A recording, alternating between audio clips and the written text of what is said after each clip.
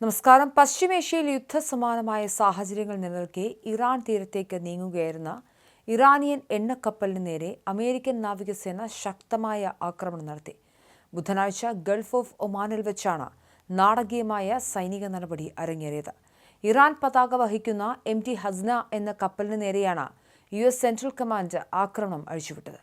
America ഏർപ്പെടുത്തിയിട്ടുള്ള നാവിക ഉപരോധം ലംഘിച്ച് ഇറാൻ തുറമുഖത്തേക്ക് എത്താൻ ശ്രമിച്ചുവെന്ന ആരോപണത്തെ തുടർന്നാണ് നടപടിയെന്ന് അമേരിക്കൻ അധികൃതർ വ്യക്തമാക്കി. ഉപരോധം മറികടക്കരുതെന്ന് കപ്പലിന് നിരവധി തവണ മുന്നറിയിപ്പുകൾ നൽകിയിരുന്നതായും എന്നാൽ അവ അവഗണിച്ച് മുന്നോട്ട് നീങ്ങിയ സാഹചര്യത്തിലാണ് സൈനിക നീക്കം അനിവാര്യമായതെന്നും US സെൻട്രൽ കമാൻഡ് വിശദീകരിക്കുന്നു.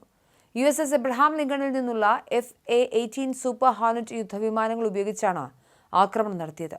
കപ്പലിന്റെ എഞ്ചിൻ ഭാഗം ലക്ഷ്യമിട്ട് 20 മില്ലിമീറ്റർ നീളമുള്ള വെടിയുണ്ടകൾ പ്രയോഗിച്ചതോടെ കപ്പലിന്റെ പ്രവർത്തനം പൂർണ്ണമായി നിലച്ചു.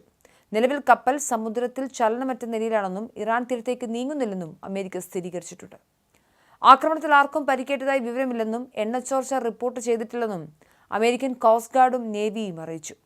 അമേരിക്കയുടെ ഈ നടപടിയെ കടൽക്കൊള്ളയെന്നാണ് ഇറാൻ വിശേഷിപ്പിച്ചത്. തങ്ങളുടെ കപ്പലിന് നേരെ നടന്നത് നിയമവിരുദ്ധമായ ആക്രമണമാണെന്നും അന്താരാഷ്ട്ര സമുദ്ര നിയമങ്ങളുടെ നഗ്നമായ ലംഘനമാണെന്നും ഇറാൻ ഭരണകൂടം പ്രതികരിച്ചിട്ടുണ്ട്.